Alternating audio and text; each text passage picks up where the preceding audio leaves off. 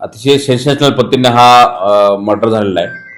यातील जे आरोपी आहे जो समीर पंजाबराव जाधव हा राहणारा मूळ शिवण्यातला आहे। त्याचं मूळचं गाव आहे अमरावतीमधलं। त्याची पत्नी जी आहे मयत अंजली समीर जाधव 38 वर्षाची आहे, मूळची नांदेडची, आणि ते दोघं या ठिकाणी राहत होते, पती पत्नी। 2 मुलं आहेत। आई सोबत त्या ठिकाणी शिवणे उत्तरनगरच्या हद्दीत राहत होते। परंतु चारित्र्याच्या संशयावरून त्याला एकमेकांच्या यांचे वाद व्हायचे पूर्वी, म्हणून त्या आरोपींनी खूप असा प्लॅन केला होता 1 महिन्यापूर्वीच। त्यांनी 1 महिन्यापूर्वी एक काकडे नावाच्या व्यक्तीचं एक गोडाऊन भाड्याने घेतलं राजगड पुलच्या हद्दीमध्ये, गोगलवाडी या ठिकाणी शिंदे फाट्यावरून। आणि त्या गोडाऊनमध्ये त्यांनी जे प्लॅन केला होता त्या प्लॅननुसार त्यांनी त्याच्या पत्नीला मारण्यासाठी एक भट्टी, म्हणजे लोखंडी भट्टी त्यांनी फॅब्रिकेशनमध्ये तयार करून घेतली 1 महिन्यापूर्वीच। त्यानंतर 26 तारखेला दुपारी हे 2 वाजता ते गोडाऊन बघायला जाऊ, आपण भाड्या घेतले त्या ठिकाणी, आपण फॅब्रिकेशनचं वर्क आपलं काम करायच्या नंतर ते बघायला जाऊ म्हणून ते सोबत त्याच्या आयटेन कारमधून दोघंच गेले।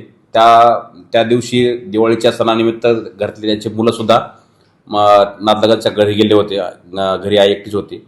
दुपारी ते निघाल्यानंतर आयटेन कारमधून त्या ठिकाणी ते गेले, काही हॉटेलमध्ये काही नाश्ता पाणी केलं, काही त्यांनी जेवले पण, बेळ पण घेतली, आणि जवळपास संध्याकाळी 8-9च्या दरम्यान त्या गोडाऊनमध्ये त्या ठिकाणी आले। गोडाऊनमध्ये आल्यानंतर त्या ठिकाणी त्यांचा वाद झाला, आणि यातील आरोपी जे आहे समीर यांनी त्याच्या पत्नीचा गळा आवळून त्या ठिकाणी खून केला।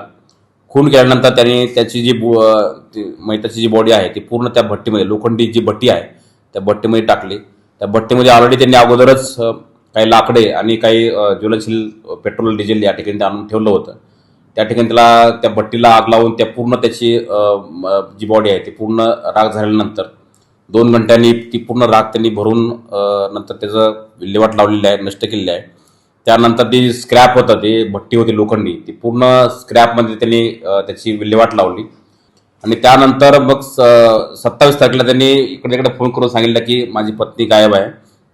मिशनचा तपास करत असताना वारजे पोलीस स्टेशनला असं निष्पन्न झालं की ही सोबत जात आहेत, आणि काही CCTVमध्ये ते राजगड पोलीसच्या हद्दीमध्ये दिसत आहेत की हा जो मिसिंग देणारा व्यक्ती आहे, हा फिर्यादी मिसिंगचा, तोच याच्यामध्ये आरोपी आहे। आणि त्यांनी स्वतःनी त्याच्या पत्नीला गळा वळवून त्या लोखंडी भट्टीत तिला जाळून तिचा मर्डर केलेला आहे। हे निष्पन्न झाल्यानंतर आपल्याकडे 0 नंबरने हा गुन्हा वारजे पोलीस स्टेशनला 302चा दाखल केलेला आहे, आणि पुढचा तपास जो आहे तो राजगड पोलीस स्टेशनकडे आपण तो वर्ग केलेला आहे। यातील आरोपीला आपण अटक केलेला आहे। याच्यामध्ये पोलिसांनी खूप टेक्निकल गोष्टीचा सुद्धा वापर केलेला आहे, आणि मिशनच्या थोड्याशा लिंकवरून आपल्याला याचे जो आरोपी आहे तो निष्पन्न करून हा खुनाचा गुन्हा जो आहे उघडकीस आणलेला आहे।